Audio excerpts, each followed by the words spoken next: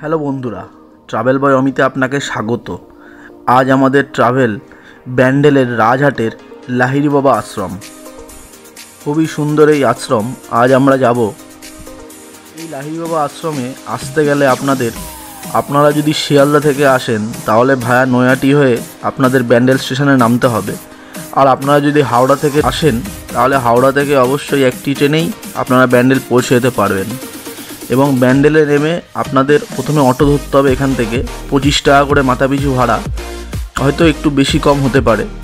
আর আপনারা যদি গাড়িতে আসেন তাহলে কলকাতা থেকে এই আশ্রমের দূরত্ব প্রায় 50 থেকে 55 কিলোমিটার। গাড়িতে মোটামুটি ওই আপনাদের 1.5 থেকে 2 ঘন্টা টাইম লাগবে। তো চলুন যাওয়া যাক।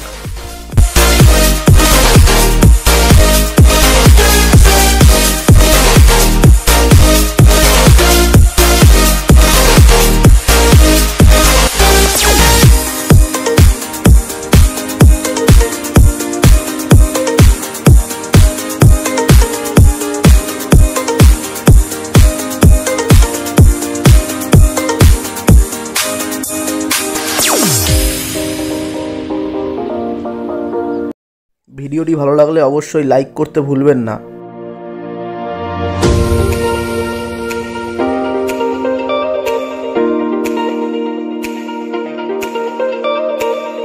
এবং আমাকে ইনস্টাগ্রামে ফলো করতে ভুলবেন না। ট্রাভেল বয় অমিত নামে আমার ইনস্টাগ্রাম আইডি, নিচে ডেসক্রিপশনে লিঙ্ক দেওয়া থাকবে, আপনারা গিয়ে ফলো করবেন।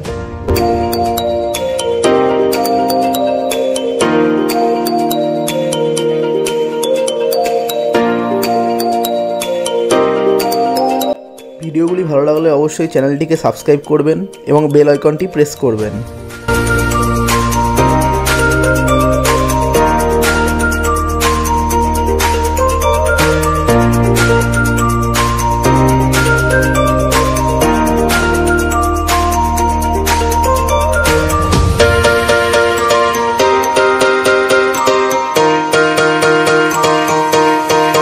আর আমার আগের ভিডিও দেখতে হলে ওপরে আই বাটনে আমি দিয়ে দেব, আপনারা গিয়ে অবশ্যই দেখবেন।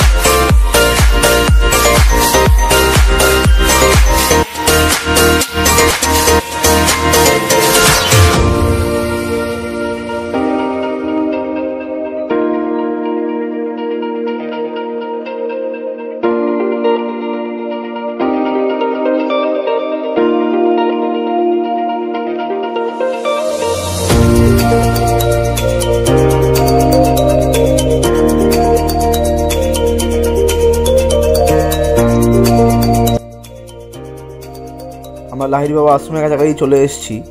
এবার সামনের দিকে এগিয়ে যাব।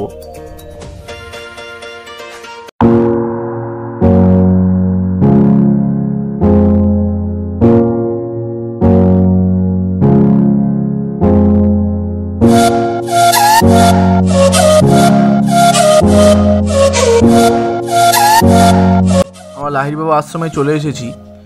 ভেতরে ঢোকার সময় অবশ্যই মুখে মাস্ক পরে ঢুকবেন এবং ওখানে স্যানিটাইজ করে তারপর ভেতরে প্রবেশ করবেন। মাস্ক ছাড়া ভেতরে প্রবেশ করবেন না। এই লাহিড়ী বাবা আশ্রম লকডাউনের পর পয়লা বৈশাখের দিন খোলা কথা ছিল, সেটি হোলির দিনই খুলে গেছে। এবং এর সময়সীমা হলো সকাল 10টা থেকে দুপুর 12টা আর 4টে থেকে সন্ধ্যে 6টা পর্যন্ত। এটা অন্যান্য সময় টাইমিং, কিন্তু লকডাউনের পর এখন নতুন টাইমিং একবেলা খোলা থাকছে। দুপুর 3টে থেকে বিকেল 6টা পর্যন্ত খোলা থাকে। আপনারা যখন আসবেন অবশ্যই এই টাইমিংটা ফলো করে আসবেন।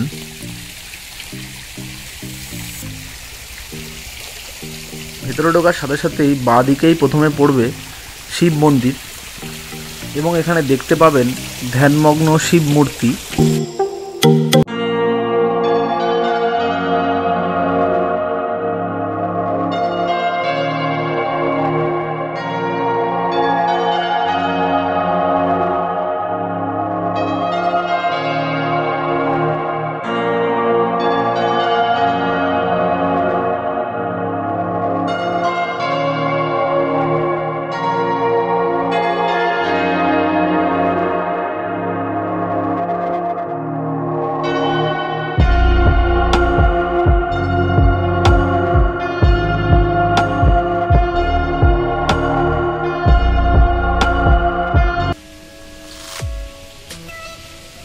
তারপর একটু এগোলেই বাঁ দিকেই পড়বে বাবা লোকনাথের মন্দির।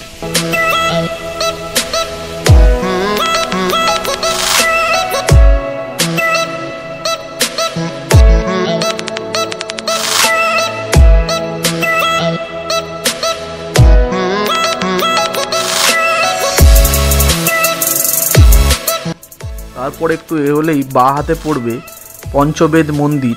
এখানে রয়েছেন ব্যাসদেব।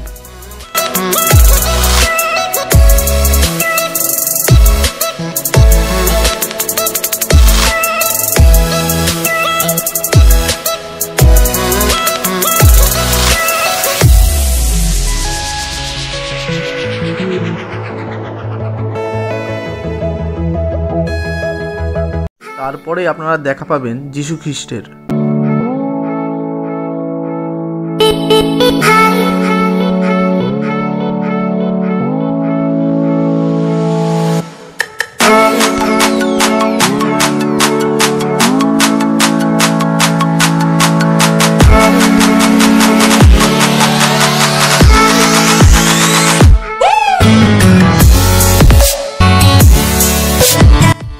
এরপর মূল রাস্তা দিয়ে সামনের দিকে এগোলেই ডান হাতেই দেখতে পারবেন মা দুর্গা।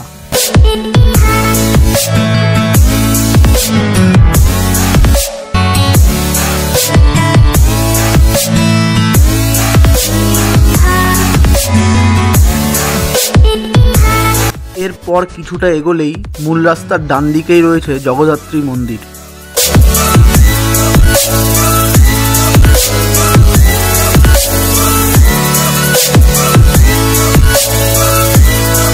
তারপর কিছুটা এগোলেই বাঁ হাতে পড়বে শ্রীকৃষ্ণের মূর্তি।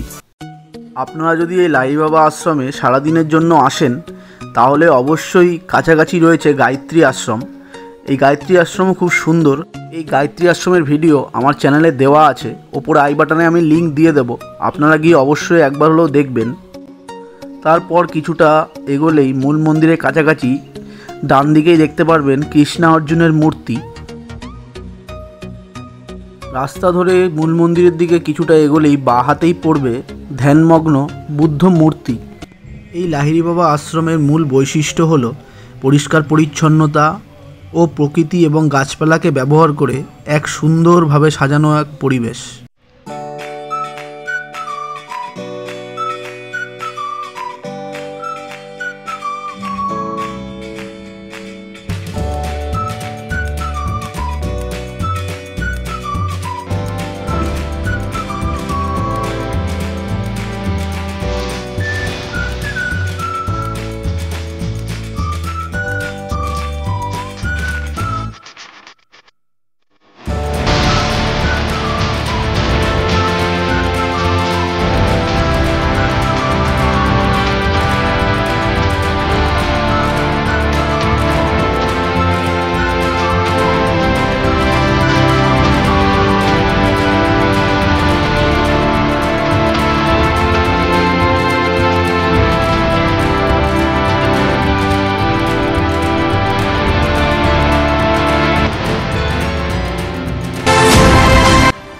এই লাহিড়ী বাবা আশ্রম 2016 সালে 6 নভেম্বর প্রতিষ্ঠিত হয়। মন্দিরের বাঁ দিকে রয়েছে চণ্ডী কালী কৃষ্ণ মূর্তি এবং ডান দিকে রয়েছে রাম লক্ষ্মণ সীতা ও হনুমান মন্দির। রাম সীতা মন্দির ও কৃষ্ণ মন্দিরের মাঝে রয়েছে গরুর ধ্বজ।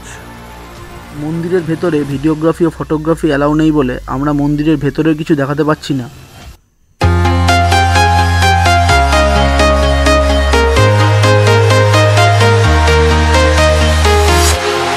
Walking alone, the streets are empty. The only thing I can see is my own silhouette. I'm getting stronger, step by step. The clock is ticking, but there's no time for regrets. I've been flying from town to town, from London to Taiwan. I've been all around the globe, trying to protect your soul. We are heroes tonight. We will fly above the sky.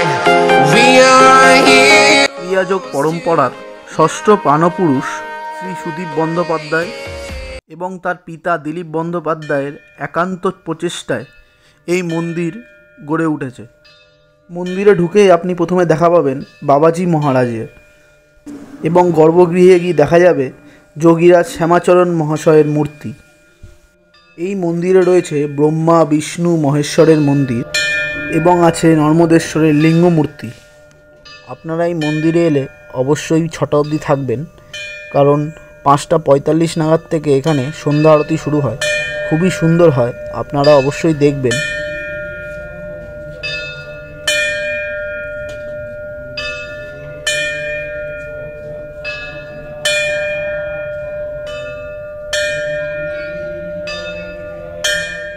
আপনারা এই মন্দিরে এলে অবশ্যই ভোগের coupon কেটে নিতে পারেন।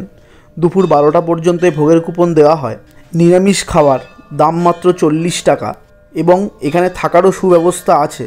এই করোনা পরিস্থিতির জন্য ভোগ বন্টন এখন বন্ধ আছে, কিন্তু অন্যান্য সময় পাওয়া যায়। আমাদের আজকের মতো লাহিড়ী বাবা আশ্রম ঘোরা হয়ে গেল, এবার বাড়ি ফেরার পালা। খুবই সুন্দর লাগলো এই আশ্রম। অবশ্যই আপনারা একবার হলেও এখানে আসবেন, ব্যান্ডেলের রাজহাটের এই লাহিড়ী বাবা আশ্রমে। আপনারা আসলে সারাদিনের জন্য আসবেন, এবং এখানে কাছেই গায়ত্রী আশ্রম আছে, সেটিও দেখে নেবেন, খুবই ভালো লাগবে। তো চলুন, ভিডিওটি ভালো লাগলে অবশ্যই লাইক, কমেন্ট, শেয়ার এবং সাবস্ক্রাইব করতে ভুলবেন না। ভবিষ্যতে আরও সুন্দর সুন্দর ভিডিও আসতে থাকবে। তাহলে আজকের মতো এখানেই শেষ করছি। আবার দেখা হচ্ছে আপনাদের সাথে পরবর্তী ভিডিও।